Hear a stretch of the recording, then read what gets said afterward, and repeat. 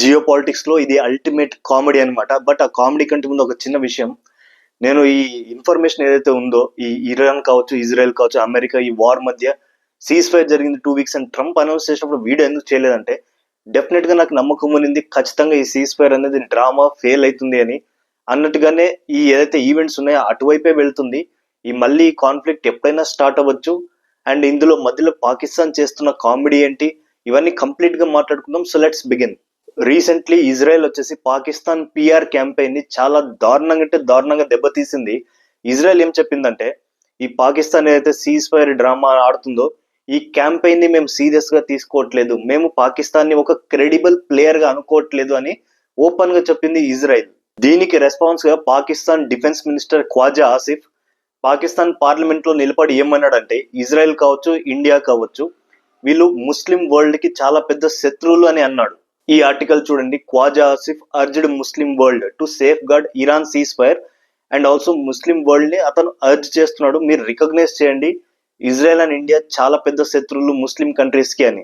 అసలు వీడికి పిచ్చో వెర్రో లేకుంటే చిప్పు దబ్బిందో తెలియదు కానీ, సరే ఇజ్రాయెల్ అంటే బాంబింగ్ చేస్తుంది లెబనాన్ పైన, ఇరాన్ పైన, ఓకే మీరు ఎనిమీ అనుకుంటే ఫైన్.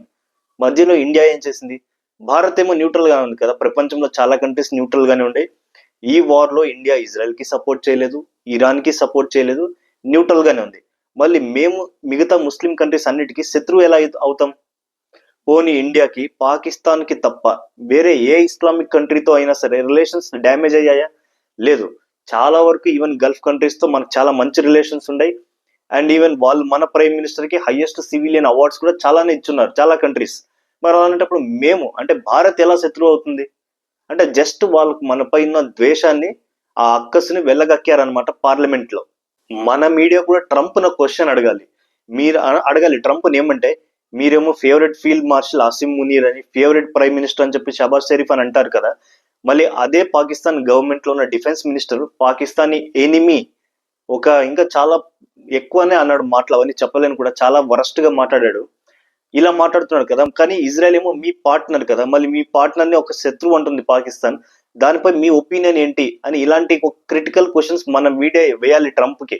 మనం గమనించాలి, బెంజమిన్ నెతన్యాహు ఎప్పుడు అమెరికాకి వెళ్ళినా అక్కడ ఇంటర్వ్యూ ద్వారా లోకల్ ఉండే అమెరికన్స్ కి తను ఏం మెసేజ్ ఇస్తాడంటే, ఇరాన్ లో చూడండి పార్లమెంట్ లో death to USA, death to Israel అని ఇలాంటి హేట్రెడ్ ఉన్న స్టేట్మెంట్స్ ఇస్తున్నారు. అంటే ఇరాన్ మన శత్రువు అని అమెరికన్స్ కి క్లియర్ గా కన్వే చేస్తున్నాడు. ఇంతకు ముందు వరకు ఈవెన్ ఇప్పుడు కూడా బెంజమిన్ నెతన్యాహు ఒక్కరే ఇరాన్ కి అగేన్స్ట్ గా నరేటివ్ బిల్డ్ చేశారు. అండ్ ఇరాన్ ఇమేజ్ ఏదైతే ఉందో అమెరికాలో, ఆ ఇమేజ్ ని డ్యామేజ్ చేశాడు నెతన్యాహు. మనము కూడా ఇలాగే అమెరికన్స్ ముందు పాకిస్తాన్ రియల్ ఫేస్ బయటకు పెట్టాలి. అంటే ఎలాగైతే పాకిస్తాన్ లో గానీ, పాకిస్తాన్ పబ్లిక్ కావచ్చు, ఎంత హేట్రెడ్ ఉంది అమెరికా పైన, ఎంత బూతులు తిడతారు, ఎంత అగేన్స్ట్ గా మాట్లాడతారు. ఈవెన్ అమెరికన్ కావచ్చు, ఇజ్రాయలీ కావచ్చు, వీళ్ళ ఫ్లాగ్స్ ఏమైతే ఉంటే వాటిని కాల్ చేస్తారు పబ్లిక్ కూడా రోడ్డు మీద. అండ్ ఈవెన్ చాలా మంది పొలిటికల్ లీడర్స్ కూడా సపోర్ట్ ఇస్తారు. మరి అలాంటి కంట్రీతోనే మీరు పార్ట్నర్షిప్ చేస్తుంది అని ఇలాంటి ఒక అవేర్నెస్ వీడియో అనేది మనం ఖచ్చితంగా ఈ ఇంటర్వ్యూస్ కండక్ట్ చేయాలి. ఒక పిఆర్ నరేటివ్ లో మనం కూడా ముందుండాలి. అల్టిమేట్ కామెడీ ఏంటంటే జియో పాలిటిక్స్ లో లేటెస్ట్ గా షబాజ్ షరీఫ్ ఏమో తన తరపున అనౌన్స్ చేసేసాడు, ఈ వార్ అనేది ఆగిపోయింది. అండ్ ఈవెన్ లెబనాన్ కూడా సేఫే, ఈ సీజ్ ఫైర్ లో లెబనాన్ కూడా ఏ ప్రమాదం లేదని. కానీ దాన్ని అనౌన్స్మెంట్ చేసిన నెక్స్ట్ 1 hour లోనే బెంజమిన్ నెతన్యాహు, ఎవరైతే ఇజ్రాయెల్ ప్రైమ్ మినిస్టర్ ఉన్నారో, అతను ఏమన్నాడంటే, ఈ సీజ్ ఫైర్ కి లెబనాన్ కి సంబంధమే లేదు అని చెప్పాడు. చెప్పడం మాత్రమే కాదు, ఈవెన్ చాలా హెవీగా బాంబింగ్ చేశాడు లెబనాన్ పై. వస్తున్న న్యూస్ అంటే దాదాపు 300 నుంచి 500 వరకు పబ్లిక్ చనిపోయారు లెబనాన్ లో అని ఇస్తున్న టాక్ ఇది. సో ఎంతవరకు ఎగ్జాక్ట్ ఫిగర్స్ అనేది తెలియదు. అంటే ఇక్కడ చూడండి, షబాజ్ షరీఫ్ ఒక మాట అంటున్నాడు, నెతన్యాహు దానికి ఆపోజిట్ గా చేస్తున్నాడు. అంటే ఇక్కడ పాకిస్తాన్ ప్రైమ్ మినిస్టర్ క్రెడిబిలిటీ ఏంటి? It's zero. అంటే కంప్లీట్ గా నల్లిఫై అయిపోయింది. వాళ్ళ పిఆర్ క్యాంపెయిన్ ని నెతన్యాహు ఒక్కడే నేలమట్టం చేశాడు. అండ్ ఇదే మనం మర్చిపోకూడదు, ఆపరేషన్ సింధూర్ అప్పుడు కూడా మంది గ్రౌండ్ లెవెల్లో పై చేయి ఉన్నప్పటికీ నరేటివ్ లో పాకిస్తాన్ ది పై చేయి ఉందండి. మనం వార్ చేయడము లేదంటే ఏదైనా అటాక్ చేయడం మాత్రమే కాదు, ఇలా అటాక్ చేసాం, ఇది జరిగిందని క్లియర్ గా వరల్డ్ ముందు కూడా మనం పెట్టగలగాలి. ఇది మోడర్న్ వార్ఫేర్ లో ఇన్ఫర్మేషన్ వార్ఫేర్ అంటారు. పాకిస్తాన్ కింద పడినా కూడా నాదే పై చేయి అని ఆర్టికల్స్ రాపించుకుంటారు.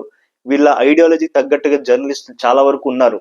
అల్ జజీరాలో కావచ్చు, న్యూయార్క్ టైమ్స్ లో కావచ్చు, వాషింగ్టన్ పోస్ట్ లో కావచ్చు. ఇలా చాలా దగ్గర ఉన్నారు. వాళ్ళ నచ్చినట్లు ఆర్టికల్స్ రాయించుకుంటాడు. అది కాకుండా ఏకంగా అమెరికన్ ప్రెసిడెంటే వాళ్ళ సపోర్ట్ లో ఉన్నాడు. ఏది మాట్లాడినా నా ఫేవరెట్ మునీర్, నా ఫేవరెట్ షాబాజ్ షరీఫ్ అంటాడు. కానీ అలాంటప్పుడు మన నరేటివ్ ఇంకెంత బాగుండాలి. ఇజ్రాయెల్ అండ్ పాకిస్తాన్ రిలేషన్స్ ఇంకా దారుణంగా దెబ్బతింటాయి. నాకు తెలిసినంత వరకు రాబోయే 10-15 years లో ఖచ్చితంగా వీళ్ళిద్దరి మధ్య కాన్ఫ్లిక్ట్స్ జరుగుతాయి.